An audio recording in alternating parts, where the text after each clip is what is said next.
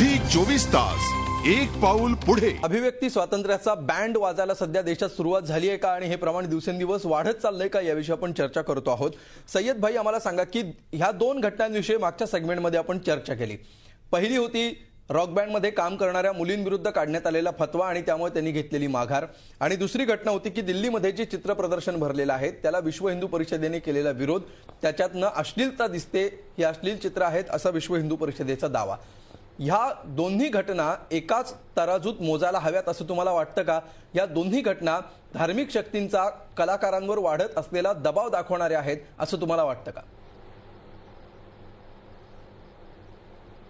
या संदर्भात बरं का की एक तर फतवेचं आहे, दुसरे चित्राचं आहे। हो, याचं दोन वेगळ्या पद्धतीने तुम्ही त्याचा विचार केला पाहिजे आणि आपली धार्मिकता जो आहे आपलं वर्चस्व गाजवण्यासाठी निश्चित त्याच्यावर तिथं उपयोग होतो। धर्म म्हटले की समोरची माणसं थंड पडतात।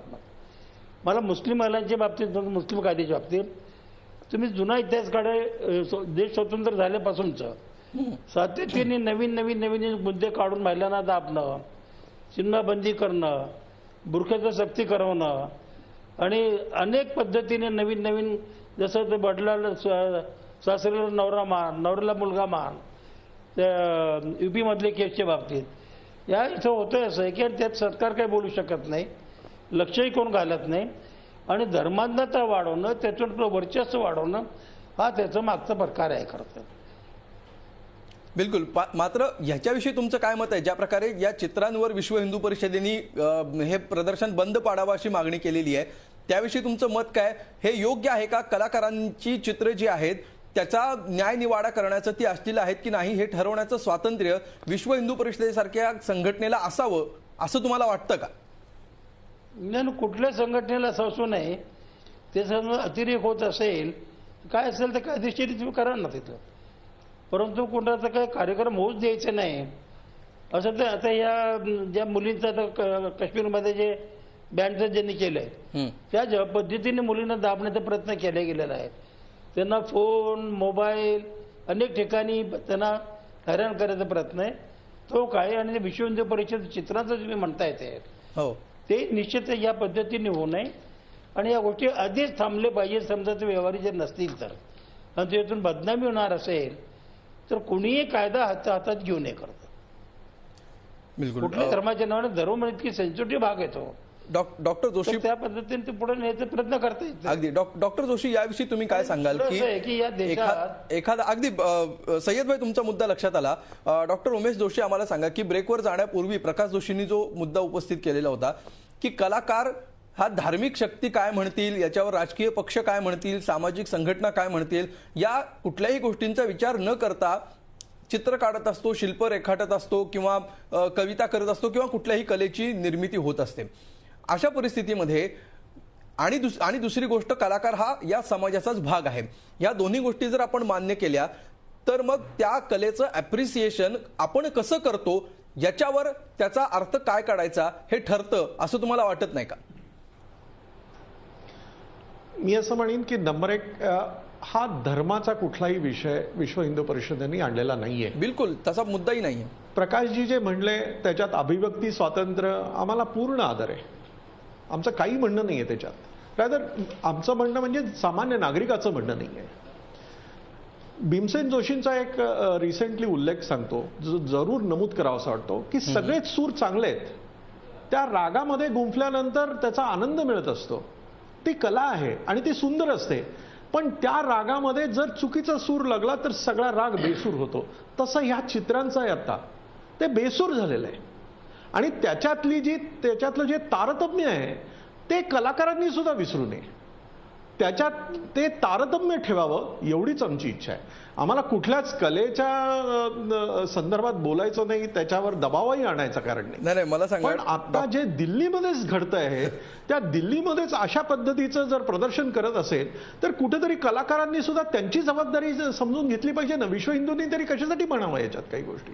नाही, डॉक्टर उमेश जोशी आम्हाला सांगा की MF हुसेन असेल, गौड असेल, अविनाश चंद्र असेल, PT रेड्डी असेल, अकबर पदमसी असतील, A रामचंद्रन असेल, यासारखे जे जगविख्यात कलाकार आहेत त्या सगळ्या कलाकारांचा वर्जस्वर लागलाय, चुकीचा स्वर लागलाय असं तुम्हाला म्हणायचंय?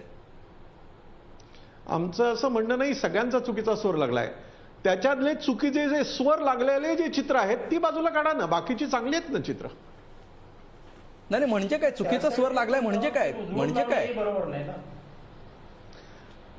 आपण जर प्रदर्शनातली जी चित्र बघितलीत, मी आता इथं दाखवू शकत नाही म्हणून माझ्यासमोर आहे चित्र, ते जर मी दाखवलं तर आपणच निर्णय घेऊ शकाल की अरे प्रदर्शन भरवावं का.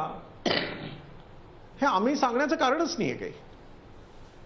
बिलकुल. प्रकाशजी यावर काय म्हणाल? अशा प्रकारे भावना ज्या आहेत त्याला काय शब्द त्याला वापरतात मला आता कळत नाही, भावना उत्तेजित करणारे आपण म्हणूया किंवा समाज स्वास्थ्याला हानिकारक अशी चित्र प्रदर्शनात लावणं योग्य असं तुम्हाला वाटतं का?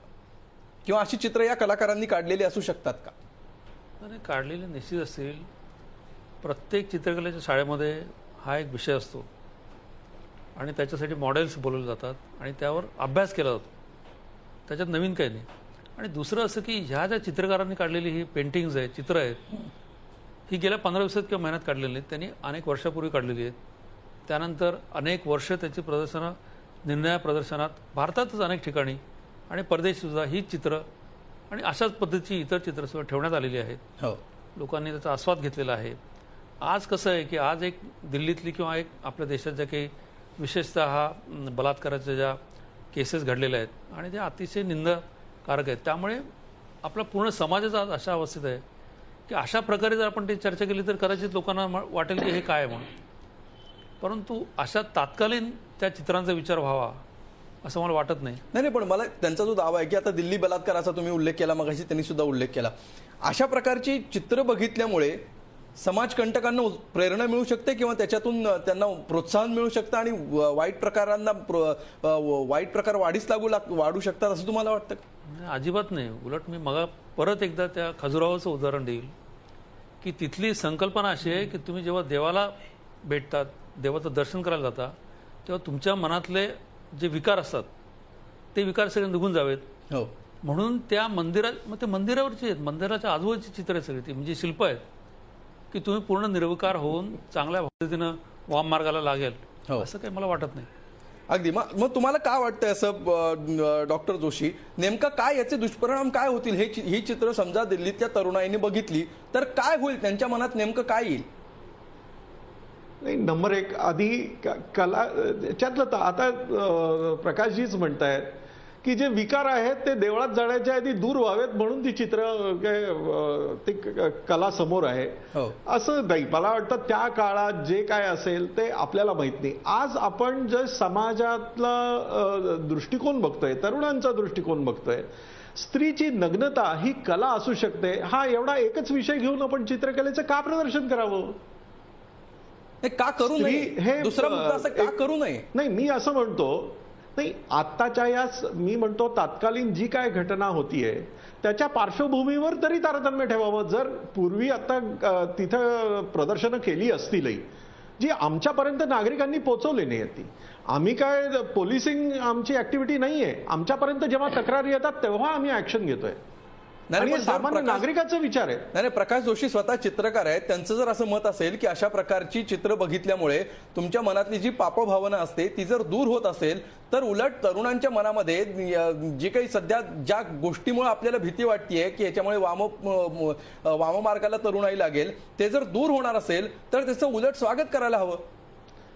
हा प्रकाशजींचा जर विचार असेल तर त्यांनी त्यांच्या घरामध्ये आधी बघावं ना. हे असं केल्यानंतर त्यांच्या तरुण वर्गामध्ये काय भावना येते, ती भावना दूर जातीये का वाढतीये, का ते चोरून बघितलं जात आहे?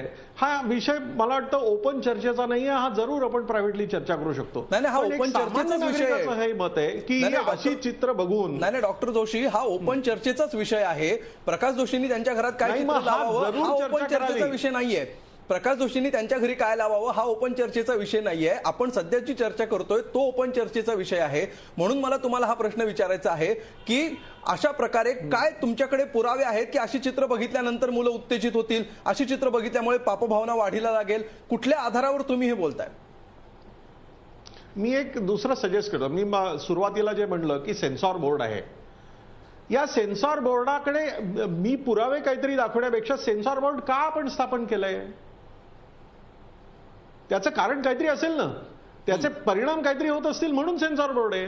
त्यामुळे ही चित्र प्रदर्शन करण्याच्या आधी मी तर असं मागणी करीन की चित्र प्रदर्शन करायच्या आधी सेन्सॉर बोर्डाकडे जाऊन यांनी परवानगी घ्यावी. विश्व हिंदू परिषद किंवा इतर कुठल्याही धार्मिक संघटनेचा प्रश्नच येणार नाही. म्हणजे तुम्हाला असं वाटतं की आयोजकांच्या हेतूमध्ये तुम्हाला शंका येते? नाही, मला कोणाच्याही हेतूमध्ये शंका नाही. ते कला म्हणून ते कला बघत असतील, पण इतर लोक सुद्धा ते कला म्हणून फक्त बघत असतील असंही नाही ना.